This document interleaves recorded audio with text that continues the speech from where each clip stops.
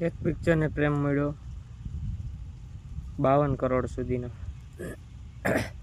એ તો જોણે કે first picture છે ગુજરાતી મૂવી, લાલો ગુજરાતી, કૃષ્ણ સદાય સુહાય, બરાબર. તો એક પિક્ચર ખેડૂતમાંથી ઉતારો તો ખબર પડે કે રિયલ ઘટના શું છે.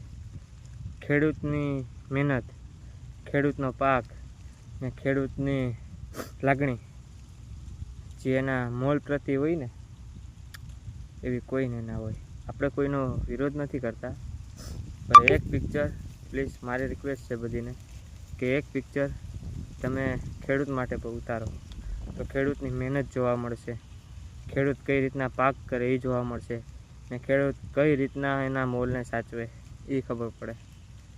તો એક પિક્ચર પ્લીઝ ખેડૂત વિશે ઉતારો.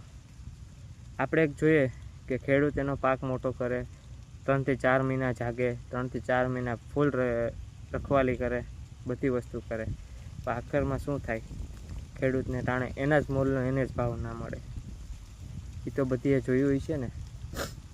તો પ્લીઝ મારું કહેવાનું એવું જ છે કે તમે જેમ લાલા ગુજરાતી પિક્ચર ઉતારેલું છે એને જેમ સપોર્ટ કરો, એમ એક સપોર્ટ પર ખેડૂતના મૂવી ઉતારો, એટલે ખબર પડે કે ખેડૂતનું મૂવી કેવું છે. ને રિયલ ઘટના ઉતારો, એવું નહીં કે આર્ટિફિશિયલ એડિટ કરે ને એ રિયલ. તમે ખેડૂત કઈ રીતના મહેનત કરે, કઈ રીતના એ એના પાકને વધારે ને કઈ રીતના એ મોલ મોટો કરે.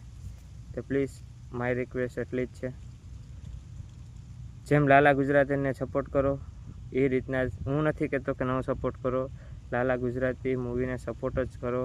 ને બહુ પિક્ચર સારું છે ને મસ્તનું પિક્ચર છે. પ્લીઝ મારી એક જ રિક્વેસ્ટ છે કે એક પિક્ચર હમણાં ખેડૂત મિત્ર માટે ઉતારો.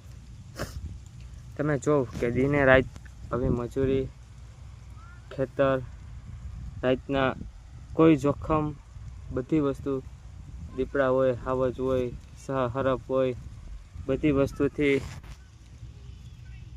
ભેગા થઈ ને એનો મોલ પકવે ને ટાણે એના જ મોલનો ભાવ ના મળે. તો પ્લીઝ એકવાર રિયલ ઘટના બતાડો ખેડૂતની.